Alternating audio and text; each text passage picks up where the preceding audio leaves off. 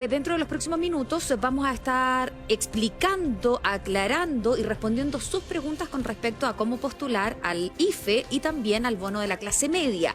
¿Usted quiere hacer preguntas? ¿Usted tiene dudas todavía? ¿No entiende cómo es este sistema? Muy fácil, entonces nos escribe con el hashtag Ogato AST Responde en el Twitter que está apareciendo ahí, @aquí_somos todos. A través de Twitter entonces y nos puede hacer llegar sus preguntas y nosotros las vamos a tratar de contestar todas ellas durante el transcurso del programa. Bien, 16:07 está con nosotros a esta hora de la tarde quien fuera ministro de Salud durante la primera ola de la pandemia, el doctor Jaime Mañalich, y está a través del Zoom. Hola, ¿cómo está, doctor? Estupendamente bien, doña Ángeles, ¿usted? Bien, muy bien, gracias. Estamos un poco preocupados, alarmados con las cifras y todo. A un año de su gestión, cuando comenzó esta situación, la cosa es claramente peor que en el inicio, ¿no? ¿Qué podría o qué debiese haberse hecho mejor, cree usted? Nosotros nos enfrentamos a una situación epidemiológica mundial que tiene pocos precedentes. Lo que más podría acercarse es la gripe española de 1918, al término de la Primera Guerra Mundial, que también afectó a Chile, produjo un exceso de muertes de alrededor de 5.000 personas y en todo el mundo mató a más de 50 millones de personas y probablemente es un subregistro. Efectivamente, ¿no es cierto?, tanto en esa época como en esta, nosotros tenemos delante un enemigo, en este caso un virus, muy dinámico en sus mutaciones, muy cambiante, que por supuesto aprovecha cualquier oportunidad para contagiar de uno a otro, cualquier debilidad del sistema inmune. Y en ese sentido, la pregunta que usted hace, Ángeles, es bien difícil de contestar. Porque si uno piensa qué podríamos haber hecho mejor, uno dice, ¿por qué no cerramos las fronteras antes, en febrero, por ejemplo? Sí. Pero la Organización Mundial de la Salud decía que no había que hacerlo, que incluso que los países que lo hicieran tenían que dar una explicación muy clara a la Organización Mundial de la Salud para esto. ¿Por qué no usamos mascarillas antes?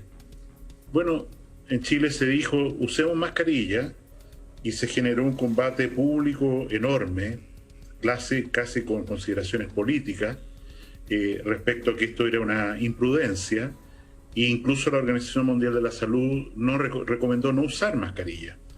Y por eso creo que quienes pueden decir, incluso en el momento que estamos, mira, esto podría haber sido mejor, refleja una soberbia, porque también induce a pensar que hacia el futuro están claras las cosas que hay que hacer, y desgraciadamente no es así. Entonces, a su juicio, doctor, si es que entendemos bien, ninguna decisión se podría haber tomado antes para evitar esta situación, porque, por ejemplo, cuando usted estaba a cargo del ministerio, cuando recién estaba comenzando, se propuso estas cuarentenas dinámicas que fueron muy criticadas y hoy día finalmente tenemos una cuarentena total producto de esta situación, pese a que siguieron siendo dinámicas con este plan paso a paso, modificado o no.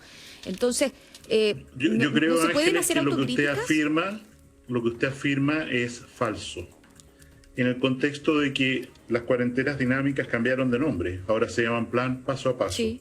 Y todos los días escuchamos, ¿no es cierto?, hoy día, que la comuna tal va a salir, la comuna cual va a pasar a la fase X, a la fase Z. En este momento, un conjunto de comunas, y en particular toda la región metropolitana, está en un periodo de confinamiento estricto. Lo probable es que cuando este periodo tan duro que enfrentamos hoy día tienda a mejorar, de nuevo los confinamientos empiecen a liberarse, a abrirse en una forma comunal. O sea, primero la comuna tal o cual, igual como llegamos a este punto.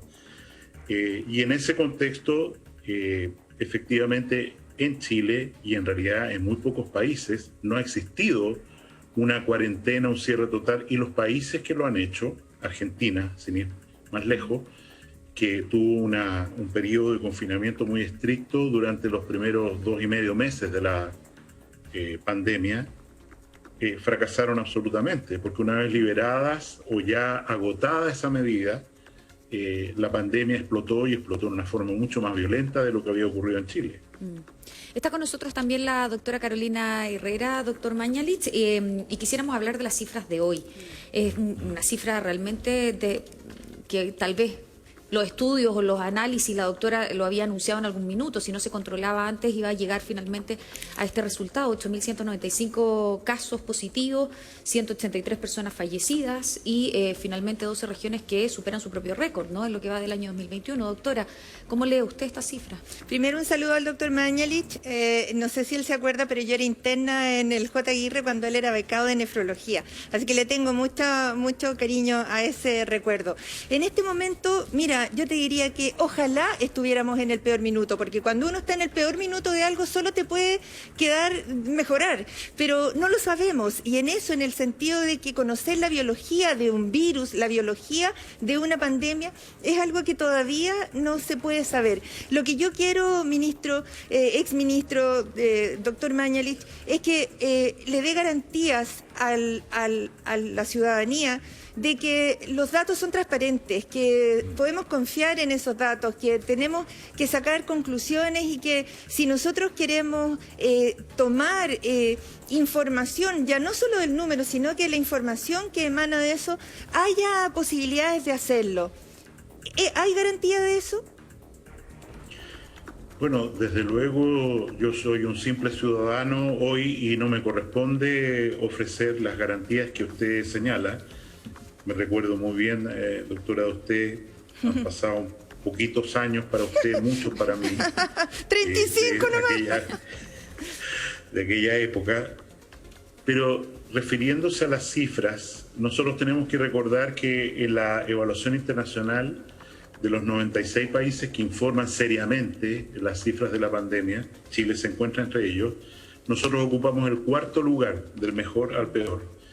Y en ese sentido, las cifras que se entregan son completamente transparentes, pero dentro de esa transparencia también se refleja dificultades. Por ejemplo, todos los días, en el informe de hoy no es la excepción, se dice tenemos tantos casos nuevos de COVID-19 y tenemos este número de personas, 500, 400, lo que fuere, no informadas. En el informe de hoy día está. ¿Y qué es lo que significa no informadas? Significa que se hizo una pregunta a los laboratorios que hacen PCR, estos laboratorios informaron, estos exámenes son positivos a las X horas de ayer, y sin embargo, estas personas no fueron informadas por sus médicos, no fueron informadas por sus centros asistenciales, no figuran en la plataforma Epivigila de la Subsecretaría de Salud Pública. Y por lo tanto, en el informe de cualquier día tenemos 400, 500 personas que es muy difícil trazar, porque incluso, ¿no es cierto?, están registradas desde el inicio de los síntomas. Sí, doctora. Y en ese sentido, aquí hay un tema que es los datos transparentes, reales, y la dificultad para obtenerlos. O sea, hoy día, y termino con esto, nosotros podemos hacer alguna proyección en relación a la efectividad de la vacuna, sobre todo la vacuna CoronaVac o Sinovac en Chile, a la luz de lo que está ocurriendo por el número de casos nuevos y el número de hospitalizaciones nuevas de personas ya vacunadas, o sea, vacunadas, quiero decir, inmunizadas, 1 dosis, 2 dosis, 15 días. Y efectivamente esos números están cayendo en forma muy rápida, como en Israel, Reino Unido. Pero la pregunta, ¿pero cuánta gente que se ha vacunado está ya protegida? No sabemos porque no hemos medido los anticuerpos. Recién la próxima semana va a haber un volumen de gente vacunada que va a permitir comparar, decir, mire, entre los vacunados reales ya inmunizados, este fue el riesgo de la infección, entre los no vacunados de la misma edad, este es el riesgo. Así es, sí. Y otra pregunta. ¿Cómo se entiende que en Chile tengamos cerca de 2 contactos por cada caso y en el Reino Unido tengan 15 contactos de trazabilidad por cada caso? ¿Cómo podríamos optimizar, acercarnos un poco más a esa cifra? Yo creo, y el ministro París lo ha señalado, nosotros tenemos una primera dificultad y es que, producto de nuestra historia probablemente, tenemos un nivel de desconfianza respecto al Estado, se justifica, no se justifica, pero grande. De manera tal que cuando uno va donde una persona, y eso lo vivimos desde el primer día, va donde una persona y le dice, dígame por favor, este fin de semana entendemos que usted estuvo en una reunión, en fin, en toque que así es cierto. ¿Y con quiénes estuvo? No me acuerdo, no sé en realidad. Entonces, ese hilo que en países que tienen sistemas de monitorización digital muy estrictos, China por ejemplo, Corea del Sur, se hace fácil porque uno rastrea los celulares, con qué celulares estuvo en contacto esta persona y va a hacer el seguimiento de los celulares. En nuestro país no se puede hacer, tenemos que confiar. De hecho, cuando se trató de implementar la plataforma coreana fracasó porque requiere que la gente diga yo estoy dispuesto. ¿Y esa es la única a que me falla del siga. proceso de trazabilidad, doctor Mañalich, o hay otra? Yo creo que es la primera falla. La segunda es que nosotros nos hemos quedado en un sistema de testeo anticuado para la situación de hoy. ¿Cómo así? Y por anticuado quiero decir, descansamos casi completamente en PCR. PCR significa que sabe usted, sí, tiene síntomas, PCR, ya. 48 horas, 3 días, 4 días después sale el examen positivo o negativo. Podríamos haber encerrado a esa persona con la pura sospecha, pero estamos hablando de miles de personas, Exacto, ¿dónde, claro. qué sé yo? Y en ese contexto, por ejemplo, hoy día, ya que se menciona el Reino Unido, el Reino Unido está haciendo antígenos, test de antígeno, que significa tomar una muestra y tener el resultado a la media hora como máximo. Claro. Donde si es negativo es prácticamente seguro que la persona no tiene el virus, no está contagiando.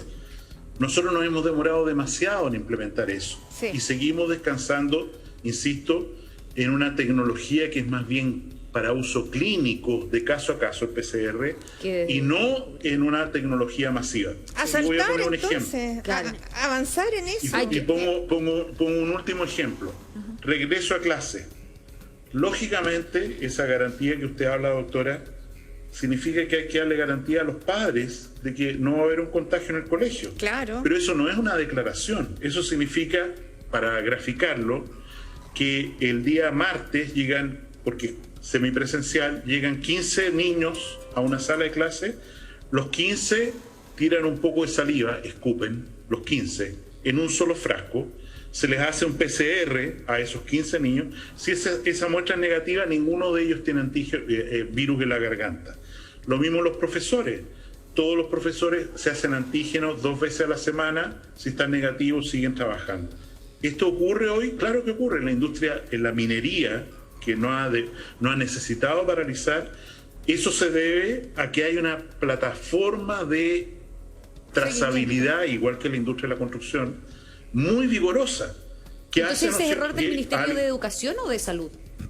O economía. O sea, yo no diría error. Necesitamos importar, y efectivamente se están haciendo exámenes de antígeno y otros, pero necesitamos acelerar la marcha en este sentido, Sí. probablemente para tener entre antígenos y PCR mucho más de 100.000 exámenes diarios, a la positividad que tenemos hoy Sí. de más de 10%. Doctor Exacto. Mañalich, está Natalia López con Sí. nosotros, periodista del Departamento de Prensa, Nati. Doctor, buenas tardes. Sumándome un poco a la conversación, el mismo ministro París lo reconoció. Acá el problema de trazabilidad, claro, tiene que ver mucho con salud, pero también con un tema de ayuda social. Mucha gente no dice justamente cuáles fueron sus contactos estrechos porque acá no hay un sistema robusto que vaya en ayuda de toda la clase que lo necesita. Estamos hablando de la clase media y no solo de quienes van a recibir el IFE o el bono COVID.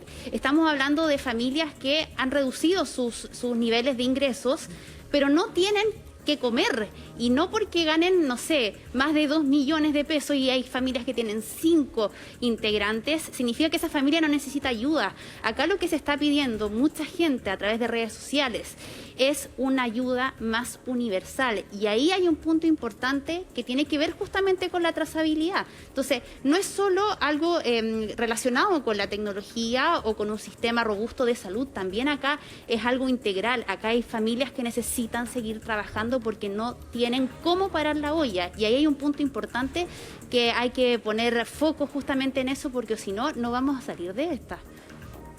Doctor.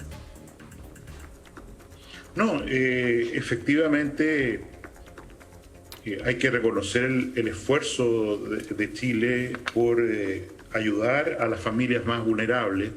Quiero recordar que entre los países comparables a nosotros, ingreso per cápita, quiero decir, Colombia, Brasil, lo que fuera, Chile ocupa el lugar número 1 en ayudas fiscales para asistir a las personas vulnerables durante esta pandemia, que suma más del 10% del producto anual, más de 20.000 millones de dólares, y sigue aumentando, y evidentemente hay disposición, entiendo, del gobierno de seguir apoyando, pero la realidad es muy dura.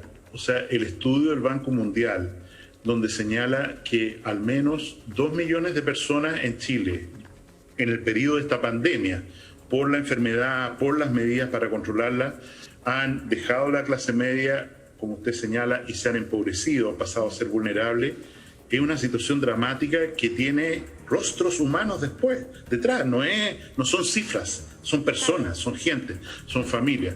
Y allí una de las ayudas fundamentales, en la cual yo no logro comprender por qué no se usa más, son las residencias sanitarias. Cuando yo hacía referencia alguna vez al tema del nivel de hacinamiento, una cosa es el nivel de pobreza, si hay agua potable, no hay agua potable, si hay manejo adecuado de la basura, los indicadores habituales de pobreza o el ingreso a la familia.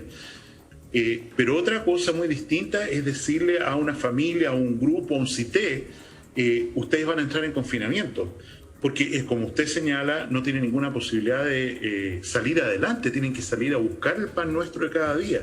Y es por eso que la ayuda dirigida a ellos y el uso, insisto, de residencias sanitarias como hoteles sanitarios para hacer el periodo de confinamiento gratuito, con comidas, con temperatura adecuada, es algo fundamental, y a mí me sigue sorprendiendo que el uso de ese recurso que está todavía disponible no están todas ocupadas. todavía es escaso. Sí. Es difícil también. Sí. Es súper complejo. Queremos